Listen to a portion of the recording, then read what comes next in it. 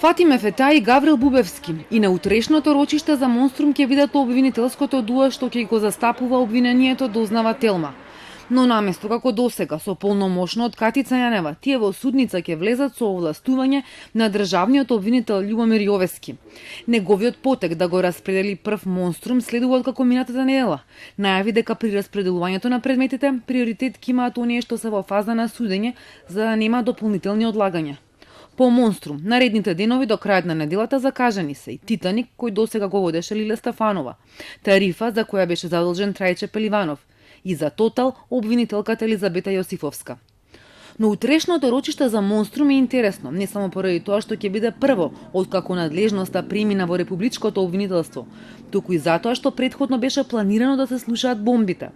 Одбраната во овој случај барем досега не само што не го спореше, туку инсистираше да се слушнат илјадниците бомби. Но нивното емитување во судница може да биде и своевиден тест за ставот на судиите и на кривичниот суд по ова прашање, откако предметите повеќе не се во надлежност на СЈО.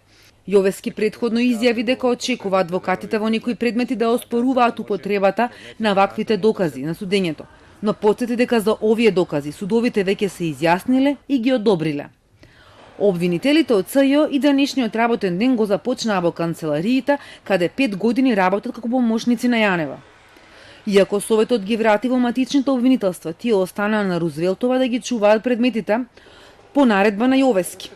А известно е дека ако продолжи денеска почнатиот тренд и истите обвинители бидат овластени за истите случаеви, обвинителите ќе останат во зградата каде што се и предметите. Единствено ќе се промени работодавачот. Тие ќе се водат како вработени во матичните обвинителства и оттаму ќе добиваат плата. Така во Скопското обвинителство се враќаат 5 обвинители: Фетај, Ристовска, Бубевски, Ајро и Пеливанов. Денеска во Скопското обвинителство се уште не пристигнала одлуката на Советот на јавните обвинители дека ги враќа назад, потврди од обвинителството за Телма. Но објаснуваат дека откако ќе ги добијат одлуките, ќе треба во Агенцијата за вработување да се промени статусот и овие обвинители да бидат пријавени како вработени во Скопското основно обвинителство.